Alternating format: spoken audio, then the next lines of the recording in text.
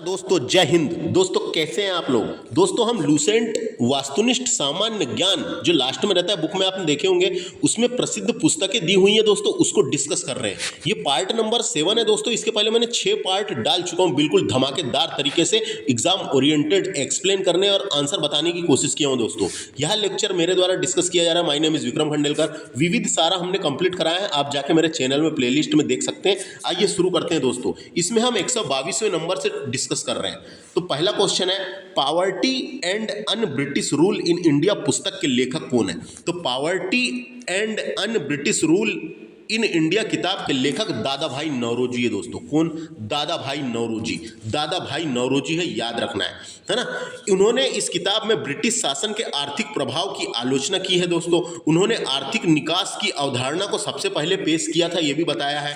उन्होंने अपनी किताब में अंग्रेज द्वारा भारत से धन की निकासी और उनके प्रभाव पर प्रकाश डाला है दोस्तों। उनके प्रभाव पर प्रकाश डाला है, इंपॉर्टेंट है ना। तो दादा भाई नौरोजी के बारे में आपको जानकारी के लिए काम की चीज बता दूं। इन्हें भारत के ग्रैंड ओल्ड मैन के नाम से जाना जाता है। भारत के ग्रेट ओल्ड मैन के नाम से जाना जाता है। लोकप्रिय रूप से भारत के ग्रेट ओल्ड मैन के रूप से नाम से जाना जाता है।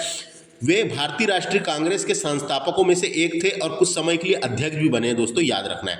वे ब्रिटिश संसद के सदस्य बनने वाले पहले भारतीय थे, यह भी क्वेश्चन आते रहता है ना। उसके अलावा लंदन इंडियन सोसाइटी और ईस्ट इंडिया एसोसिएशन की स्थापना में मदद भी की थी इन्होंने, और आज़ादी की लड़ाई के सबसे सम्मानित नेताओं में से एक है। इतनी याद रखना है दोस्तों, है ना। बस इतनी चीजें याद रखना है। तो मैंने बता दिया, poverty and un British rule in India के लेखक दादा भाई नौरोजी है, खत्म। नेक्स्ट है, लोलिता किसकी कृति है। तो लोलिता किसकी कृति है दोस्तों, तो आपको बता दूं, लोलिता जो है 1955 में, कब? 1955 में रूसी अमेरिकी उपन्यासकार व्लादिमीर नाबोकोव की आत्मकथा, यानी नाबोकोव का लिखा गया एक उपन्यास है। किसका? ये देखो, ये लिखा हुआ है व्लादिमीर नाबोकोव द्वारा लिखा गया एक उपन्यास है। कब लिखा था? 1955 में। तो 1955 में रूसी अमेरिकी उपन्यासकार व्लादिमीर नाबोकोव द्वारा लिखा गया एक उपन्यास है जो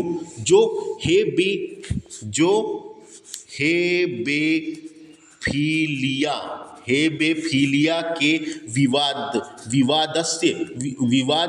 विवादास्पद विषय को संबोधित करता है दोस्तों। ये पता होना अपने को, ये जो विवाद हुआ था उस विषय को संबोधित करता है और उसके बारे में इस किताब में लिखा हुआ है ना।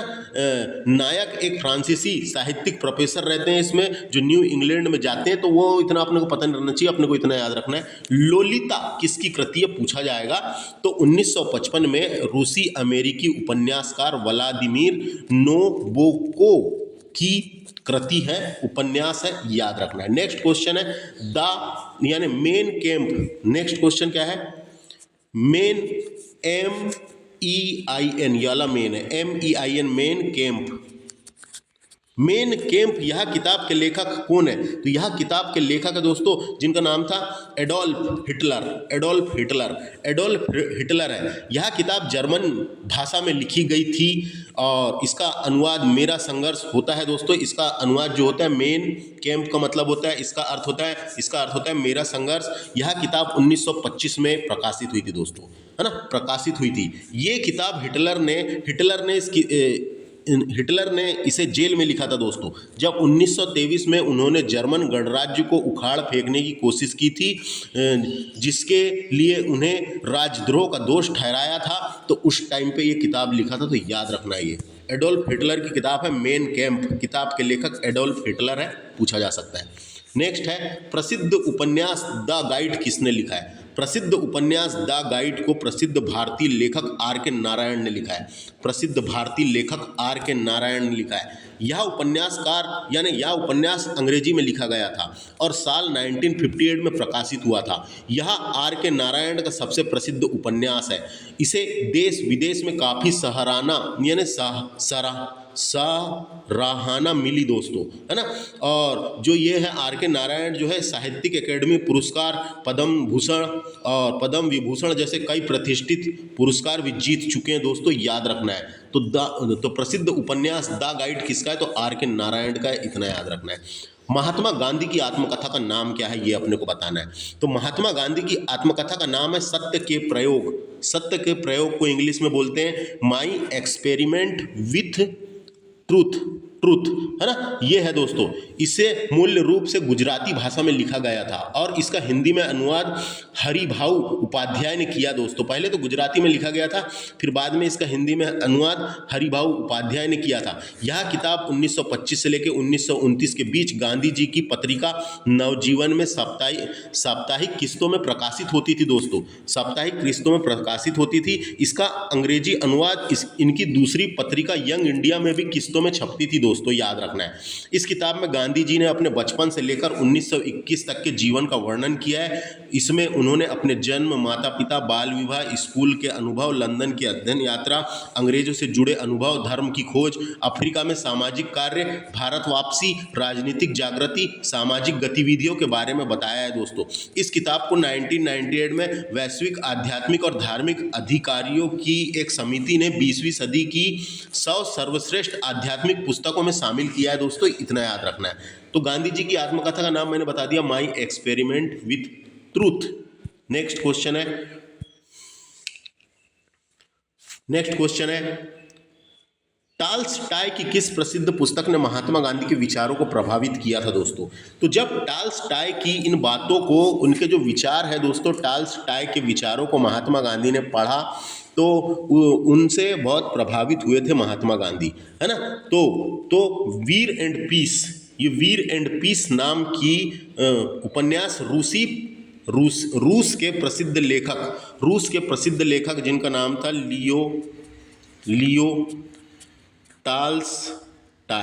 लियो टाल्स्टाय ने लिखा है दोस्तों। वीर एंड पीस उपन्यास रूस के प्रसिद्ध लेखक लियो टाल्स्टाय की रचना है दोस्तों।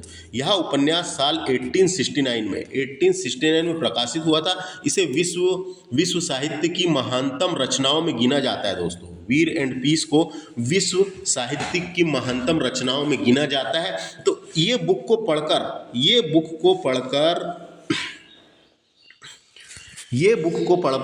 महात्मा गांधी बहुत विचारों को प्रभावित हुए थे दोस्तों। तो हम बोल सकते हैं कि टाल्स्टाय की बातों से महात्मा गांधी को प्रेरणा मिली थी, विचारों को प्रभावित किया था। तो कभी पूछा जा सकता है ये क्वेश्चन, इतना याद रखना है ना।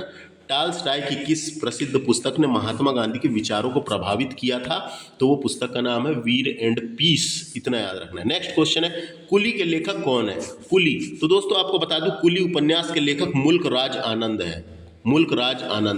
कुली उपन्यास के लेखक मुल्क राज आनंद है। यह उपन्यास 1936 में प्रकाशित हुआ था, है ना। मुल्क राज आनंद एक प्रमुख भारतीय लेखक थे दोस्तों, जिन्होंने अंग्रेजी में उपन्यास, लघु कथाएं और आलोचनात्मक निबंध लिखे हैं। उनके कुछ और उपन्यासों में नाम ये है, जैसे कि अछूत लिखे हैं उन्होंने। अछूत नाम का एक उपन्यास लिखा है।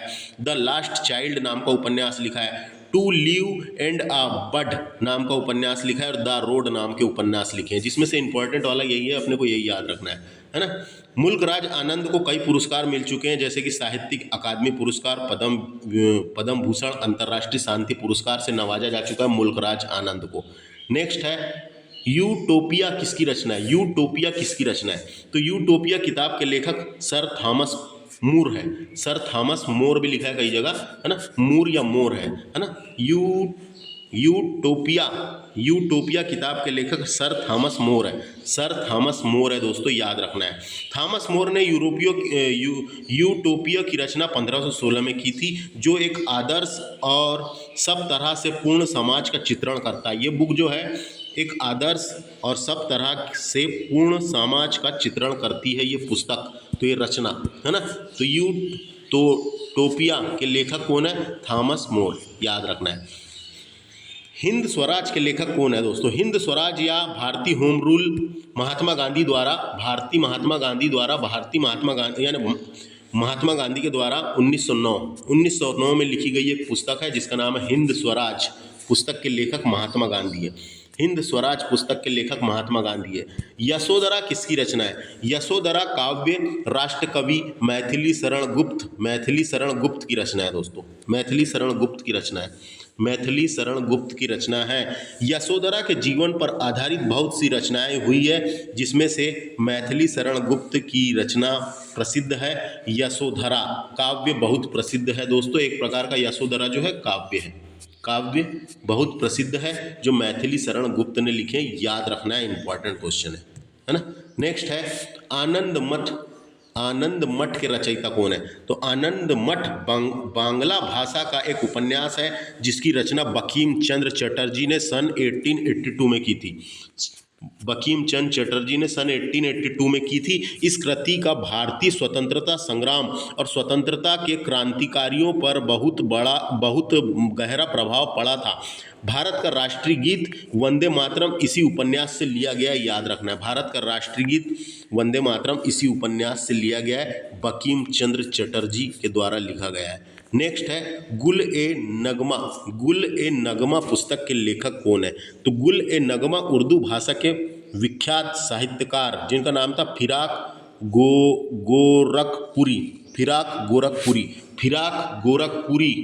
गोरखपुरी द्वारा रचित एक कविता संग्रह है दोस्तों, एक कविता संग्रह है जिसके लिए उनको 1970 में उर्दू भाषा के लिए साहित्यिक अकादमी पुरस्कार से सम्मानित भी किया था इस बुक के लिए, है ना।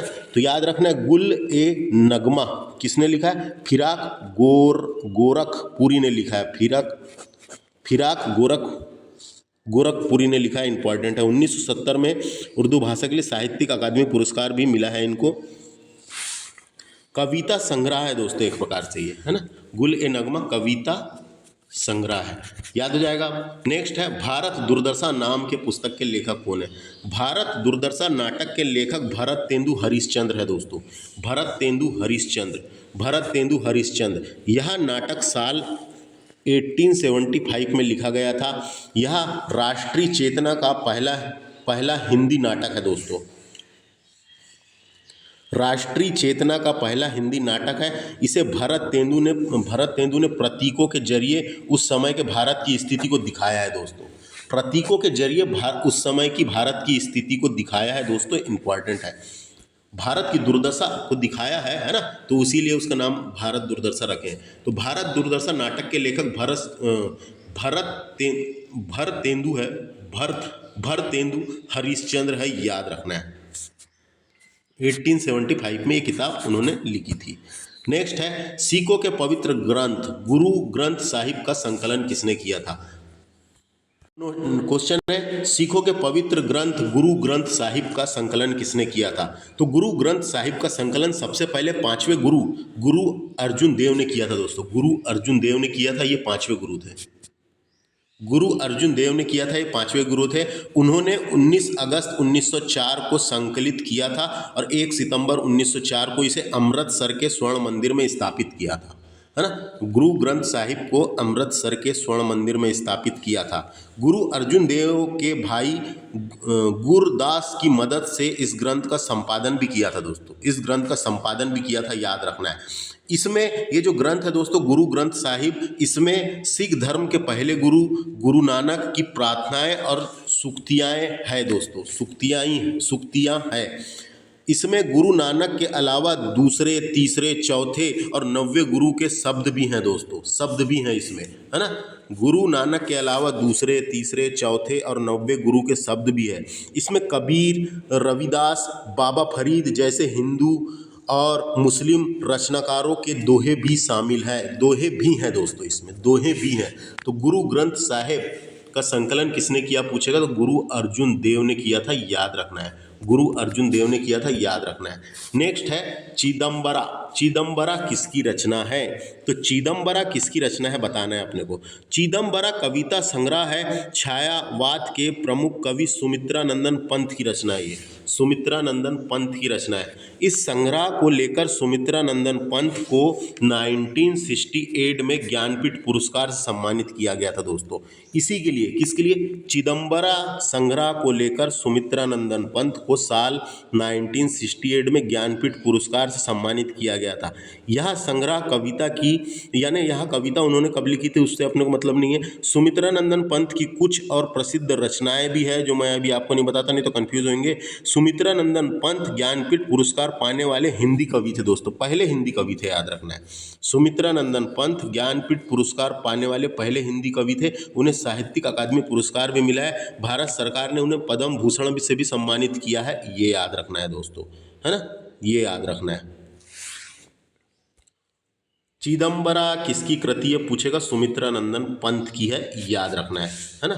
नेक्स्ट क्वेश्चन है और लास्ट क्वेश्चन है आज के, लास्ट नहीं है, एक और है। सत्यार्थ प्रकाश ग्रंथ के लेखक कौन है? सत्यार्थ प्रकाश ग्रंथ के लेखक महर्षि दयानंद सरस्वती है दोस्तों, महर्षि दयानंद सरस्वती है। यह ग्रंथ आर्य समाज का एक प्रमुख ग्रंथ है। इसकी रचना उन्होंने 1875 में की थी, है ना, हिंदी में की थी। इसकी रचना उन्होंने 1875 में हिंदी में की थी। इसे लिखने का काम उन्होंने उदयपुर में किया था दोस्तों, उदयपुर में जब रहते थे जब किया था। महर्षि दयानंद सरस्वती एक धार्मिक और सामाजिक सुधारक थे, आर्य समाज के संस्थापक भी रहे थे। कहा जाता है कि इस किताब को पढ़ने के बाद कई बड़े मौलवी और पदारी आर्य यानी सनातनीय हिंदू हो गए थे दोस्तों। इतना प्रभावित करती है ये किताब कि हिंदू, है ना, हिंदू हो गए थे, इतना प्रभावित करती है, दयानंद सरस्वती की किताब है। तो दयानंद सरस्वती की मातृभाषा गुजराती थी, लेकिन उन्होंने संस्कृत में बहुत ज़्यादा ज्ञान हासिल था दोस्तों। उनको संस्कृत में बहुत ज़्यादा ज्ञान हासिल था और फर्राटेदार संस्कृत बोल सकते थे। उसके बाद अपने को ये यहाँ से इतनी याद रखना है। लेकिन ये पुस्तक जो है, इन्होंने सत्यार्थ प्रकाश को हिंदी में लिखा था दोस्तों, हिंदी में लिखा था, हिंदी भी आती थी, तो 1875 में हिंदी में लिखा था। सत्यार्थ प्रकाश पुस्तक के लेखक कौन है? डायरेक्ट क्वेश्चन आता है, दयानंद सरस्वती है, याद रखना है। नेक्स्ट क्वेश्चन है, गीता रहस्य किसकी रचना है? तो दोस्तों गीता रहस्य जो है, गीता रहस्य नाम की पुस्तक की रचना लोकमान्य बाल गंगाधर तिलक ने, लोकमान्य बाल गंगाधर तिलक ने कहाँ की थी? क्वेश्चन आता है। लोकमान्य बाल गंगाधर तिलक ने